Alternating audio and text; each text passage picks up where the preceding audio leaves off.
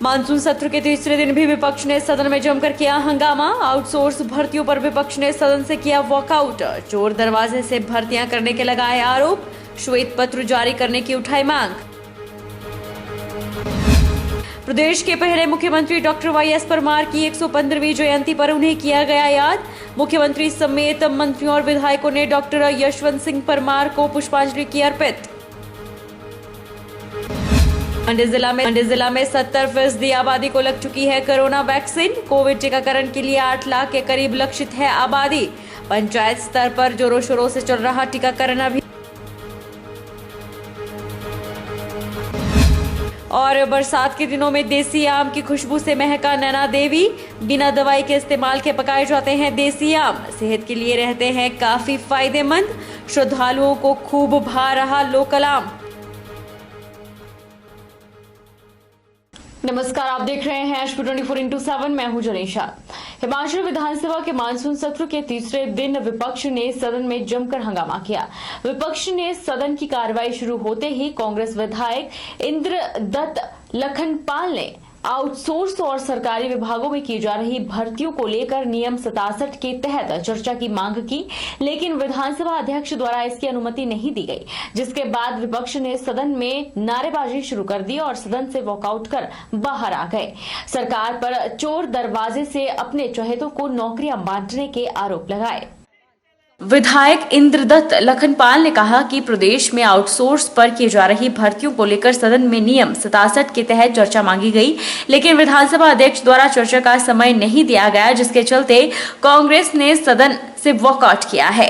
उन्होंने कहा कि प्रदेश में 14 लाख के करीब बेरोजगार हैं और सरकार आउटसोर्स और सरकारी नौकरियों में चोर दरवाजे से अपने चहेतों को मेरिट को दरकिनार कर नौकरियां दे रही है और प्रदेश के बेरोजगारों के साथ धोखा किया जा रहा है। अधिकतर लोग आउटसोर्स पर केवल मंडी की 2 विधानसभा क्षेत्रों के रखे जा रहे हैं। यही नहीं, सरकार उच्च पदों पर भी योग्यता को दरकिनार कर अपने चहेतों को अहम पदों पर बिठा रही है। काफ़ी कॉन्ट्रेक्चुअल जो के ऊपर जो आउटसोर्स के माध्यम से रखे गए हैं, कोई डॉक्टर्स रखे गए हैं, कोई इंजीनियर्स रखे गए हैं, कोई बेलदार रखे गए हैं, उनका क्या भविष्य है? सरकार जो है ये सरासर जो है छात्रों के साथ खिलवाड़ कर रही है, नौजवान साथियों के साथ खिलवाड़ कर रही है। सरकार का अपना एक एजेंडा है कि किसी भी तरीके से जो है भारतीय जनता पार्टी से जुड़े हुए जो लोग हैं उनको चोर दरवाजे से, चहेतों को जो है चोर दरवाजे से जो है सरकार के प्रमुख पदों में बिठा दिया जाए। आज विश्वविद्यालय के अंदर जो है चोर दरवाजे से भर्तियां हो रही है। सभी नियमों को ताक पे रखा जा रहा है। ना कोई नियम है, रोस्टर सिस्टम के इसके अंदर कोई नहीं है और मेरिट कोई नहीं है। इस प्रकार से जो भर्तियां की जा रही हैं इसका हम जो विरोध करते हैं।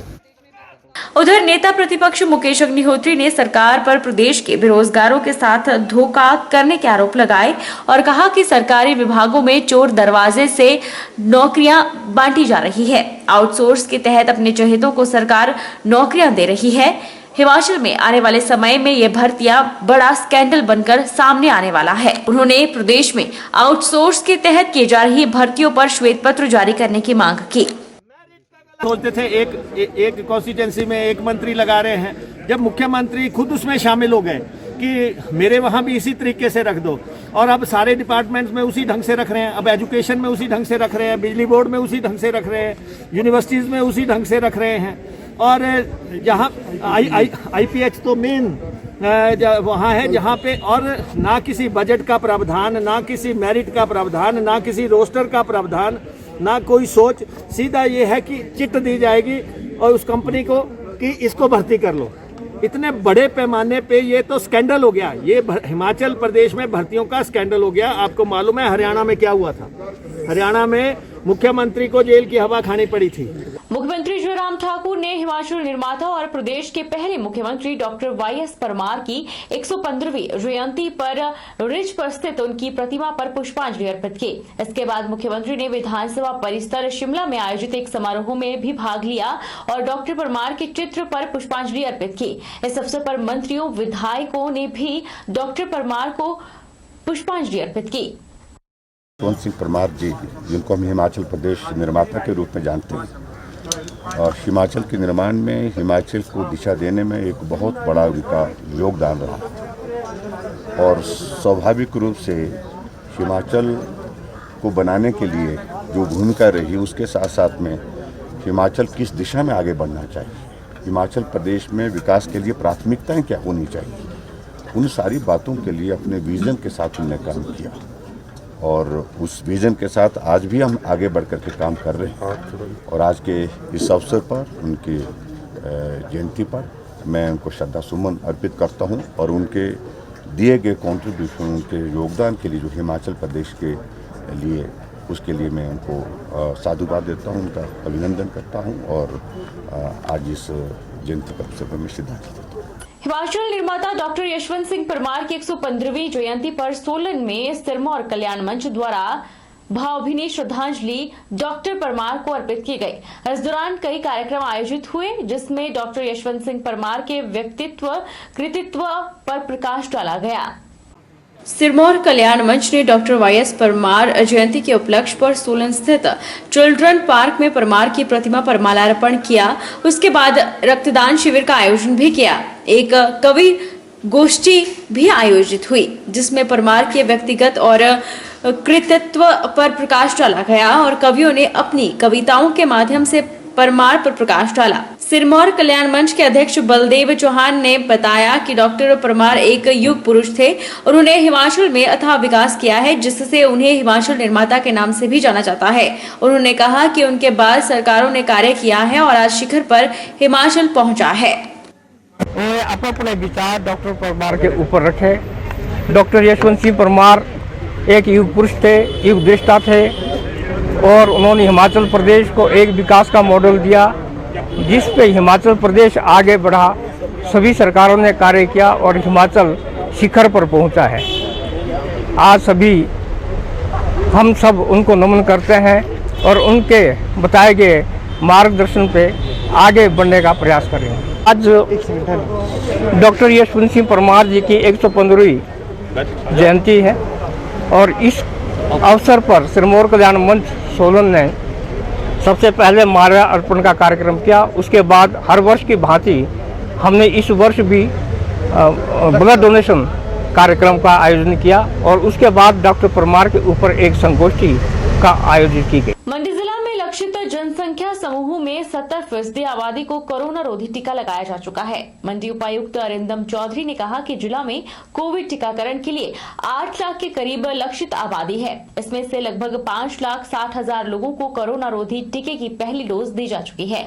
वहीं इनमें से 2,05,000 से ज्यादा लोगों को कोरोना वैक्सीन की दूसरी डोज भी लगाई जा चुकी है। उपायुक्त मंडी अरिंदम चौधरी ने कोरोना वैक्सीन को लेकर गठित जिला स्तरीय टास्क फोर्स की बैठक की अध्यक्षता की। बैठक में अरिंदम चौधरी ने कहा कि जिला में स्कूलों के खुलने के चलते उनमें बनाए टीकाकरण केंद्रों को आवश्यकता अनुरूप अन्य भवनों में स्थानांतरित किया जाएगा। उन्होंने बताया कि सभी एसडीएम को संबंधित बीएमओ से बैठक कर वैकल्पिक टीकाकरण केंद्र बनाने के लिए भवन चिन्हित करने को कहा गया है। उन्होंने जिला पंचायत अधिकारी को निर्देश दिए कि वे कोविड टीकाकरण केंद्रों पर लोगों के पंजीकरण में स्वास्थ्य विभाग की मदद के लिए ग्राम सेवकों और पंचायत सचिवों की ड्यूटी को लेकर निर्देश जारी करें। साथ ही पंचायत सचिव यह सुनिश्चित बनाए कि ग्रामीण क्षेत्रों में जिन लोगों को कोरोना रोधी टीके की पहली डोज लगवाए 12 हफ्ते हो चुके हैं उनसे संपर्क कर दूसरी डोज लगवाने को लेकर सूचित किया जाए।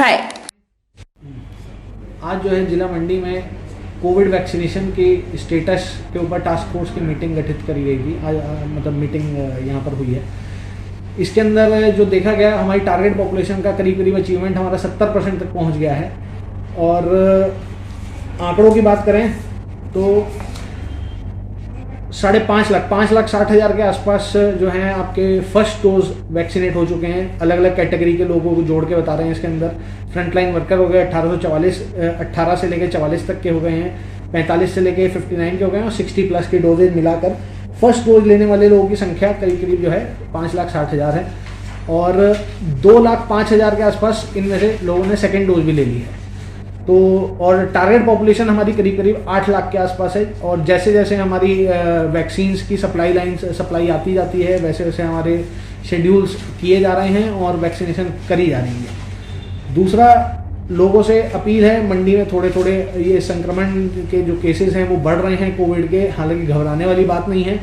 कि अब की बार की सीवियरिटी देख के लग रहा है कि लो है, परंतु फिर भी लोगों से यही मेरा जो है अनुरोध रहेगा कि घरों से ज़रूरत पड़ने पे ही बाहर निकलें तो फिर आपको जो है मास्क लगा के निकलें, समय समय पर अपने हाथ धोते रहें या फिर सैनिटाइजर का प्रयोग कर जो है अपने हाथों को स्वच्छ रखें। उधर जिला कांगड़ा में अब तक 75% लोगों को कोरोना की पहली वैक्सीन लग चुकी है।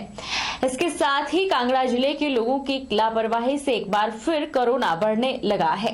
बीते कल तक जिला कांगड़ा में एक्टिव केस की बात की जाए तो इसकी संख्या 220 पहुंच चुकी है, यानी संक्रमित लोगों का आंकड़ा लगातार बढ़ रहा है। अभी तक जिला कांगड़ा में कुल कोरोना मरीजों की संख्या 40,470 पहुंच चुकी है। कोरोना के नंबर्स जो है पिछले एक हफ्ता से थोड़े उसमें बढ़ोतरी हुई है। अभी जो है स्थिति कंट्रोल में है, पर ये जो बढ़ते हुए नंबर्स हैं इसके लिए सभी को सजग रहने की आवश्यकता है। हम नहीं चाहते कि हम जैसे सेकंड सर्ज में हमने जिस स्थिति का सामना किया, ऐसे सरकार के दिशा निर्देश इसके बारे में ये है कि इस महामारी से लड़ने के लिए ना सिर्फ प्रशासन, सरकार और विभाग को ही सजग होना है, हर एक आम नागरिक को भी सजग होना है। जो मूल मंत्र हैं कोविड अप्रोप्रिएट बिहेवियर हर एक जगह अपनाएं। जो वैक्सीनेशन की प्रक्रिया है, वैक्सीनेशन जो है टीकाकरण सहायक है इस बीमारी की रोकथाम के लिए। और मैं दर्शकों के साथ शेयर करना चाहूँगा कि हम टोटल एलिजिबल पॉपुलेशन जिला कांगड़ा की है, उसमें से लगभग 75% लोगों को वैक्सीन की एक डोज दे पाए हैं कल शाम तक, और हमारा लक्ष्य है कि हम शीघ्र से शीघ्र 100% लोगों को ये वैक्सीनेशन दे पाए। वक्त तो चला है छोटे से ब्रेक का, ब्रेक के उस पार फौरन लौटेंगे।